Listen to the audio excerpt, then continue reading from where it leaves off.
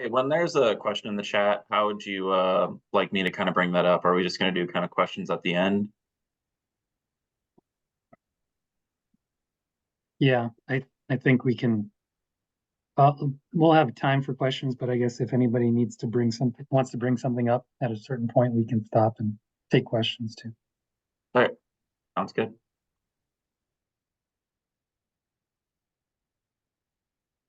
It's 1 o'clock. Should we wait a minute? Yeah, maybe a couple minutes to make sure everybody can get in. Yeah, they're keep popping on here, so.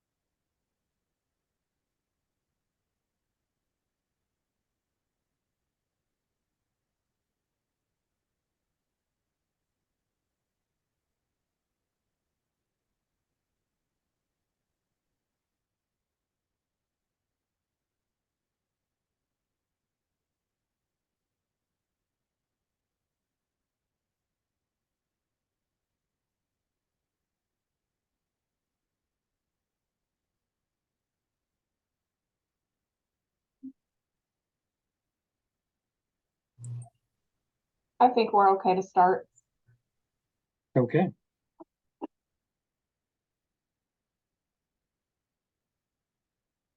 All right. Well, thanks everyone for joining us here today for this training presentation on the Rural County Transportation Program, or the RCTP. So we have a presentation here to kind of go over some of the details of the program. But if you do have any questions as we're going through the presentation, feel free to either enter that question into the chat. So Marla and Jack are kind of watching that chat, and they will kind of try to alert me if there are any questions that come up as we are going through the presentation. And we'll also have a time set aside for questions and answers too, after we get through the presentation as well. So I guess first off, I would just like to introduce myself. I'm Dan Fox. I'm the senior planner here at ECIA, and I'm kind of the main contact person for this program. We also have Jack Studier, who's our planner, another planner in our transportation department here. And so he'll also be involved in the program as well. One thing I would just point out is that, you can, as we're going through, you can send any questions. If you come up with any questions later, you can send them to me. And I'd also ask that you email those to Jack as well. I will be on vacation the first week of February. And so if you do email me during that week and you get an out of office reply, I'll also include Jack's email in there as well. So if you have any questions that you'd like to have addressed before I get back, you can email him also. We also have Marla Quinn here from ECIA. She is not involved directly in the RCTP program, but I know she works with a lot of you on a regular basis. And if you do have any questions, you can send them to her as well, and she will send them over to us and direct them to the right place.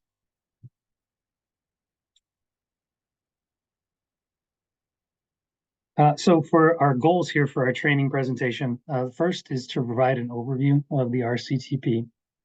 We'll also go over the evaluation criteria for the grant program. We will demonstrate the online questionnaire for the RCTP. Then we'll have time for questions and discussion. And then at the end, I have a couple of additional program announcements that I'd like to share with everybody while we have you here in the meeting. So the RCT program, as many of you already know, is a county-led grant programs that provide funding to small cities to help implement non-federal aid transportation projects. Clinton, Delaware, Dubuque, and Jackson County have created RCT programs, and each county has approved $70,000 in it for its fiscal year 2025 RCTP program. The counties distribute the RCTP funds to cities through a competitive application process, and the counties all have agreements with the RPA staff to administer the program and help the cities with writing applications. So the description of the program hasn't changed much from previous years.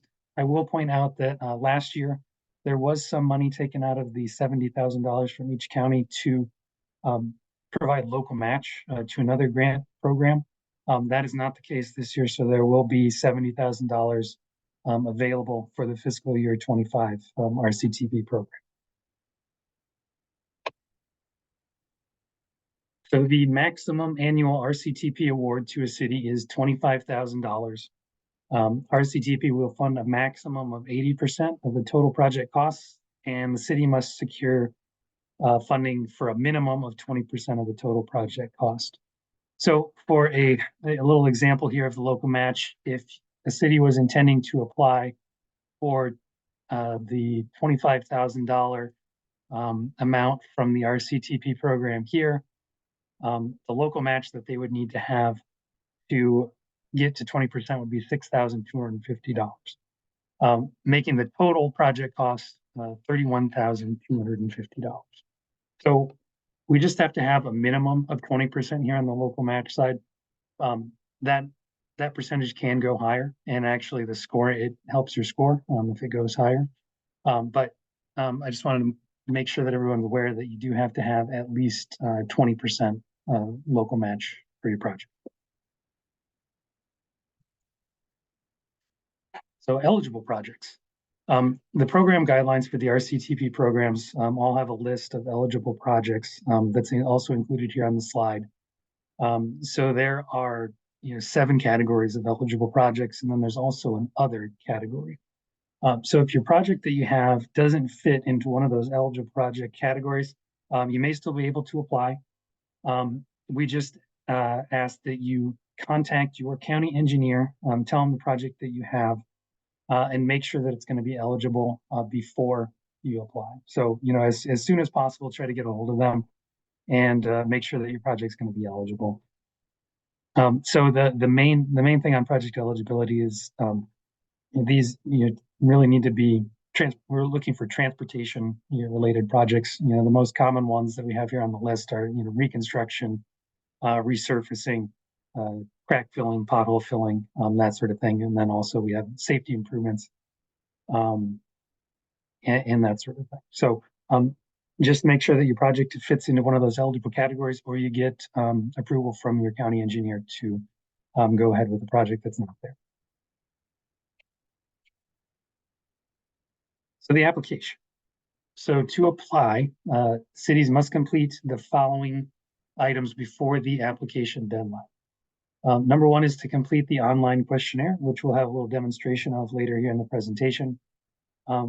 You also need to submit an authorization to apply resolution, the priority project resolution. You also need to submit a cost estimate for the project and submit photos showing the conditions of the existing project site. So for this year's RCTP program, the application deadline is going to be 5 p.m. on March 14th of 2024. So you just need to make sure you get all those items in and submitted before that date. So the online question. So this is the second year that we're using this online questionnaire. I think it worked out pretty well. But if it is an online survey form that's available on our project website, along with other materials, including the application guidelines. They're all available on the link there on the website. The link is a little different this year, so if you have an old link, it may not work. So just make sure you have this link to find that the materials for the application. So cities should submit all required application documents and photos through the questionnaire. We'll demonstrate how that works a little bit later. And cities should also submit supporting materials such as letters of support through the questionnaire as well. So everything really can go through the questionnaire.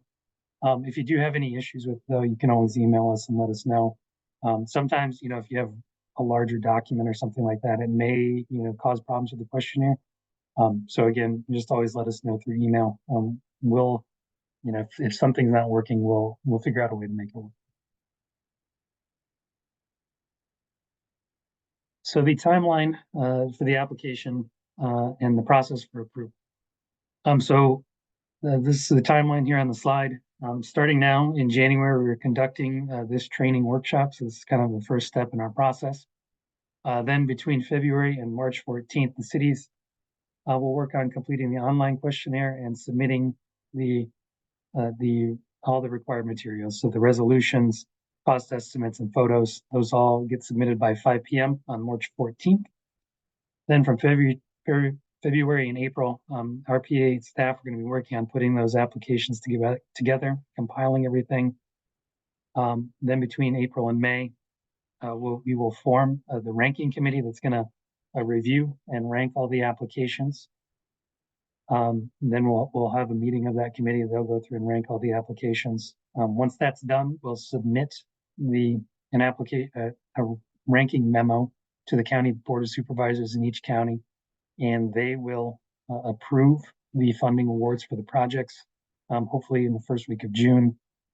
Then by the end of June, we'll work on getting the draft 28E agreements between the counties and the cities together, get those approved by cities and counties. And then prior to August 1st, we'll get the RPA balance sheets updated. So this funding is for fiscal year 2025. And so our goal is to have these funding agreements approved prior to July 1st, the start of the fiscal year. So the cities can get to work on those projects as soon as possible.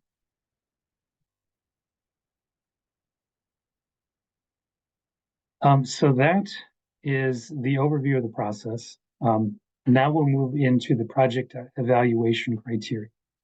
So this evaluation criteria is unchanged from last year's RCTP process. We still have a total of 100 possible points for projects. There's 5 categories, including traffic, safety, local match, community support, and existing conditions. And all those categories are worth 20 points each. There's also a point deduction based on previously approved RCTP funding award, which can be up to 75 points. We'll get into each of these categories a little bit more here. So for the traffic category, ECIA is going to assign a score to each application based on a city or a traffic count to city population ratio. So basically, we divide traffic count on the roadway that's being applied for by the city population. That gives us a ratio. So for the calculation of these scores, ECA staff are going to use the most recent Iowa DOT traffic counts or estimates for the roadway, or we can also use traffic counts that are produced by a third party using kind of the standard Federal Highway Administration processes for traffic count procedures. For population, then we'll just use the most recent decennial census population, which for the city, which at this point is the 2020 census population. So the table there on the right shows you how those scores are generated based on those ratios. So as that ratio goes up, the score also goes up. So you can get 5, 10, 15, or 20 points from this category. So for the safety category, ECIA will assign a score to each application based on a safety benefit cost ratio. So for this calculation, ECIA staff will use the Iowa DOT benefit cost safety analysis worksheet. We also use Iowa DOT crash data and crash reduction factors from the crash modification factors clearinghouse. So the committee also can give specialist safety consideration to projects that will provide safe routes to school or improve safety to children. So 15 of the 20 points in this category is based on that benefit cost ratio. So you see the higher the ratio, the higher the score there. Then the remaining 5 points is a kind of a subjective award based on what the committee thinks, the level of safety for safe routes to school or children would be from this project. So they can, that's again subjective by the members of the committee that determine how many points to award out of 5 there. For the local match category, for this category, ECIA assigns a score to each application based on the percentage of local funding for the project. So as I mentioned earlier, the applications have to have a minimum of 20% funding. Then if you have 20%, your score can go up from there based on as the percentage of local funding goes up. So starting at 20% and 25%, you can get 5 points, then 25 to 35 gets 10, 35 to 45 gets 15, and then 45% gets 20 points in this category.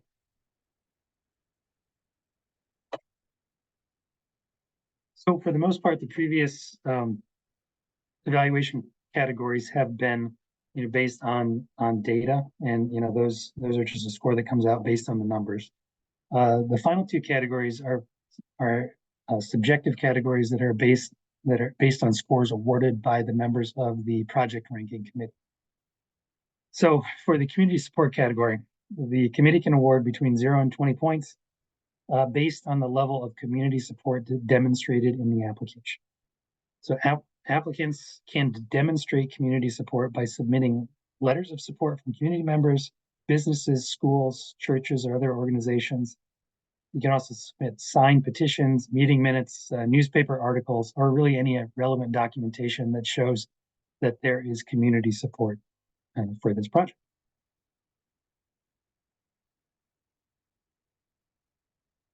Now onto the existing conditions category.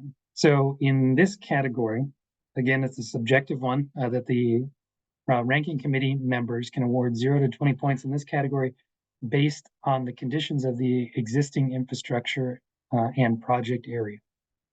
So the committee in this case will also consider how effective the proposed project will be at addressing the deficiencies in the existing infrastructure. And so applicants can demonstrate the existing conditions through photographs, an engineer's evaluation, and any other relevant documentation you have. Typically, what the committee is looking at in this case is the photos that you submit along with your application. You can have an engineer's evaluation or something else, but typically we don't see that. So we're primarily going off of the photos that are submitted along with the application.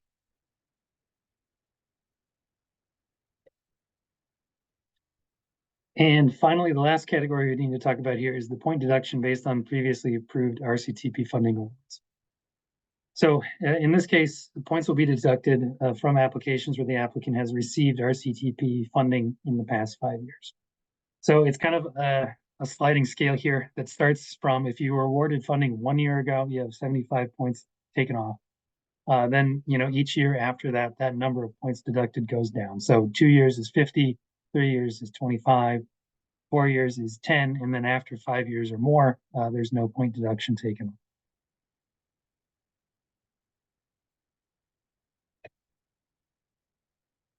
So that is the overview of the program and the evaluation criteria. So the next thing I had here is a demonstration of the online questionnaire. So I'm gonna close out of my PowerPoint presentation here, and I'll bring up the questionnaire. Can everybody see that? Okay. On the screen.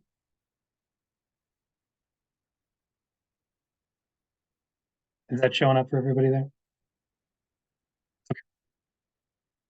So I have the questionnaire open here, but I guess what I will show you first is where this information is on our website.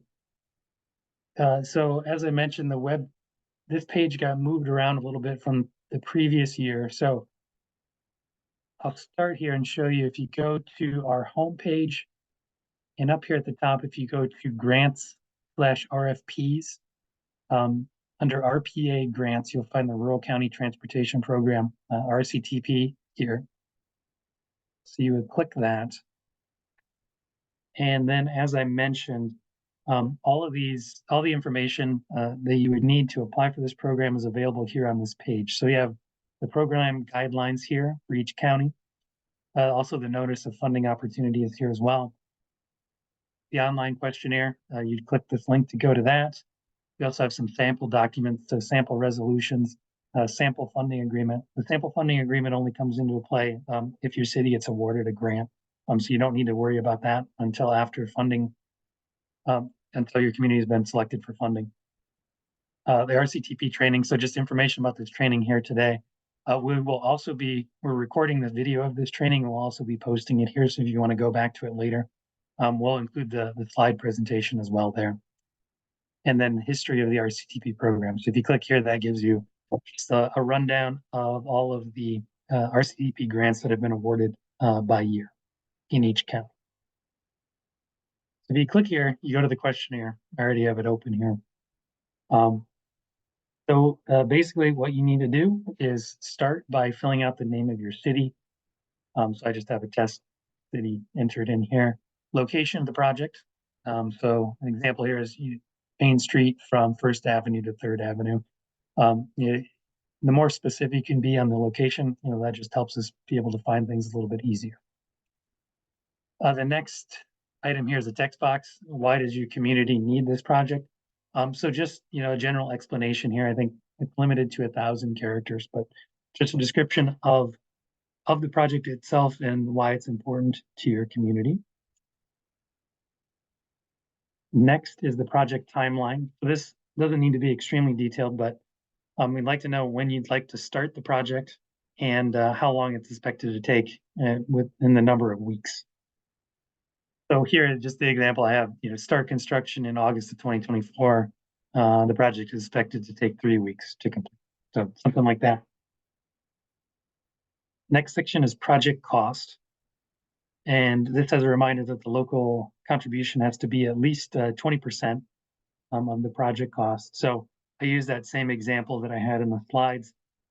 So local contribution is 6,250. The RCTP request is 25,000, and then the total cost of that is 31,250. Next section here is the name of the project contact person. So this will just be the person that we will correspond with throughout the application evaluation and scoring process. So you just need to enter a name, title, address, phone number, and then also an email address.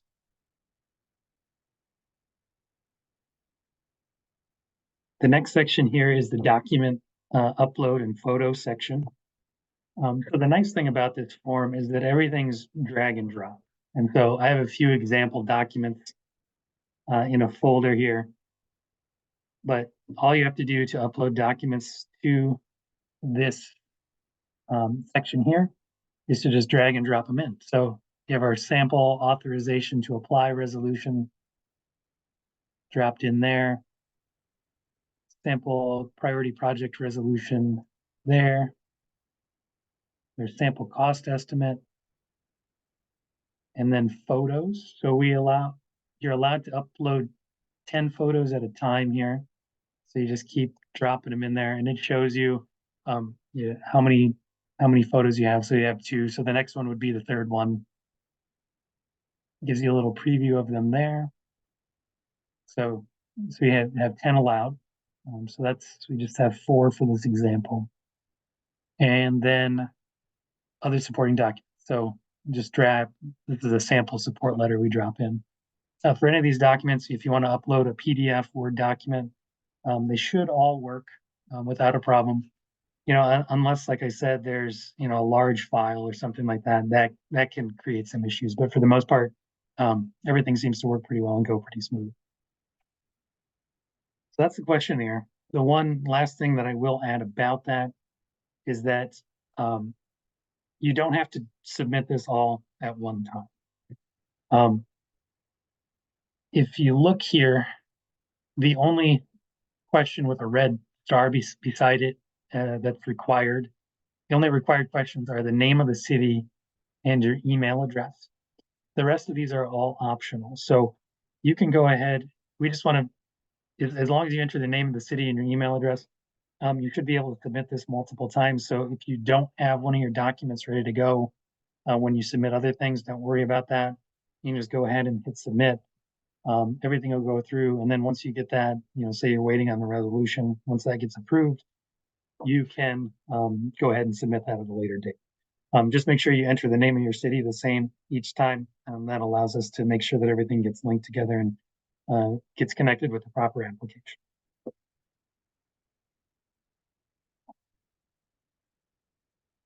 So that is the demo. And I will go back to our slide presentation here. But I guess at this point, that's the information I have for the RCTP. So I guess what we can do now is open it up to questions. If anybody has any questions they'd like to ask at this point, or anything you'd like to discuss with us related to the RCTP. We did get a question in the chat. Does the previous award criteria come into play for communities applying for a different county as the previous year? So Dyersville was awarded in Dubuque County last year and is interested in applying for a grant in Delaware County for 2024, for an example. That is a good question. So typically what we'd say for the cities that are have parts of the city in multiple counties, we usually say that you should apply for to the county's program where your project is located. So, if you do have a project in Dubuque County or Delaware County, you could potentially apply for both of those. But I guess I don't think we've ever had a city apply for a different county, even multiple years apart. I don't think that's come up before. So that may be a question that we have to talk about a little bit more, and we'll have to get back to you on, get an answer back to you on that one.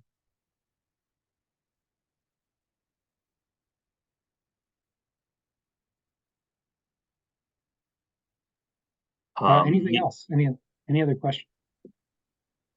He responded with the desired answer is no. Well, yeah, for this question, yeah, I guess we'll just have to see, and we'll get back to you on that. I'm just having fun with you there. That's all right. Yeah. No, sounds good. I appreciate it. Thank you. Okay. Any other questions, comments? All right. Well, we do have a couple more things to talk about here. So if you do come up with questions, can let us know.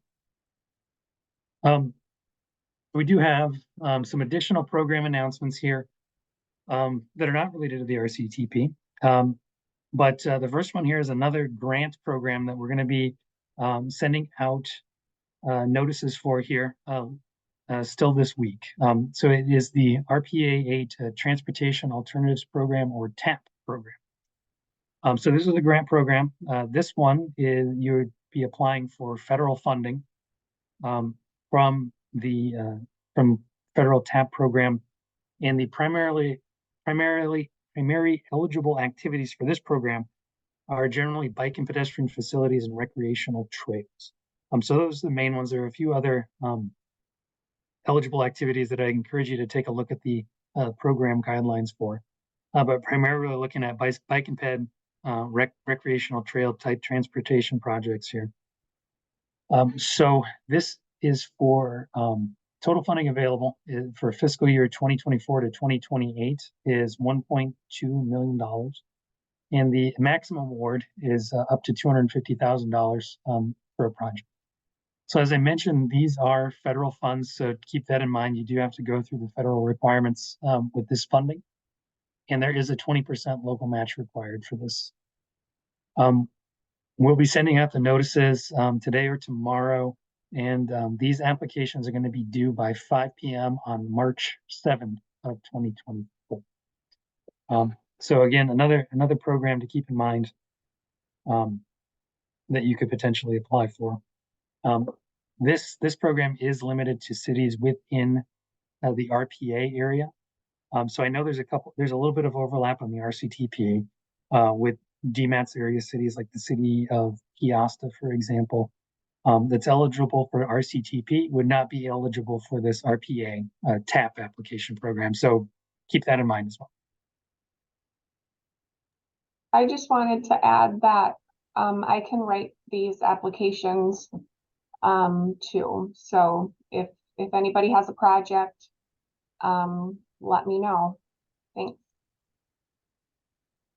Yeah, thanks. That's a good point, Marla. The transportation staff are involved with reviewing these applications, so we cannot help with writing applications, but Marla can definitely help you out with that if you need it. So our other announcement here is for the transportation safety plan.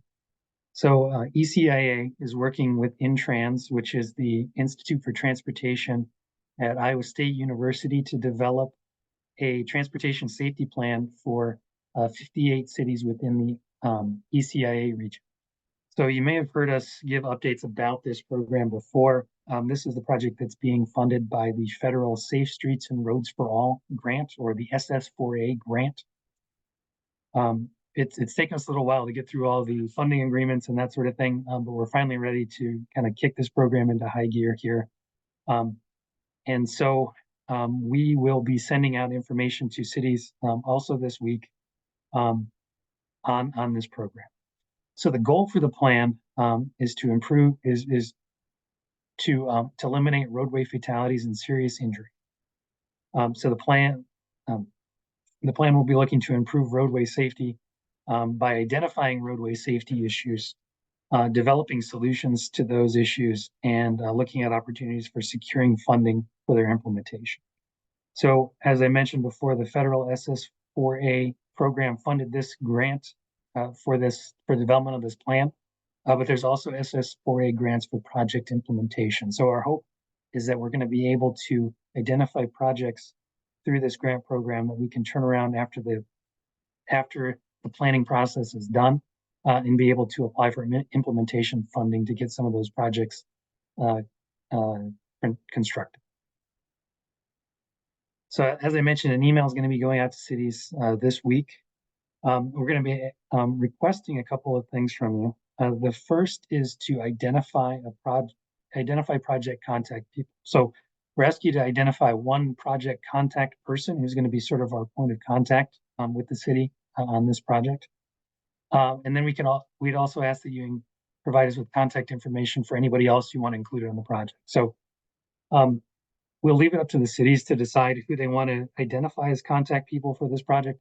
But it could be city staff, elected officials, school administrators, if you have a school within your city, might be helpful. Also law enforcement, emergency responders, and really, it could be a public works person or anybody else who's involved with streets and roads and other types of transportation safety within the city. The email is also going to include a survey announcement. So we have 2 surveys that are out there that we're going to be using to collect information for this project. So the surveys will be asked in the email. We'll be asking cities to take the surveys themselves, but then also help us with sharing the surveys with your residents within your community. The more responses we get to these surveys, I think the better plan we can develop, and the better safety outcomes we can have from this plan. Then later on, over the next several months, we're going to be working on setting up meetings with cities. So our hope is to be able to have ECIA and Intrans staff meet with each city during this planning process to kind of review and go over your safety problem areas, any issues you're having, any planned future projects that you have that you want included in this plan. And so we'll be working with the contact people that you identify after you get this email. to work on setting up those meetings. So again, these meetings will be another important way for us to be able to make sure that we have the best information available to go into this plan. And finally, the more information for this project is available on our website. So if you go to eciatrans.org, there is a page under projects for a transportation safety plan. It's available at the link there that's on the slide. So that, I think, is the final slide, except for this last one, which provides contact information for our ECA Transportation Department. So Chandra Ravada is our department director, but I also have email address and phone numbers for myself and for Jack on there if you need to get a hold of us about the RCTP program or any of the other things related to transportation that we talked about today. So with that, I'll say thank you, and I will open things up to any final questions or comments that anybody has here today.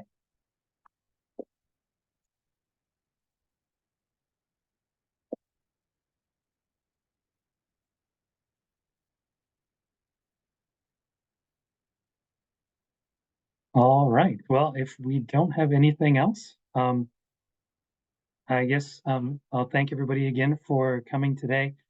And if you do have any questions about anything transportation related, don't hesitate to send us an email or give us a call. So thank you and have a great day. Thanks, Dan. Yeah, thanks.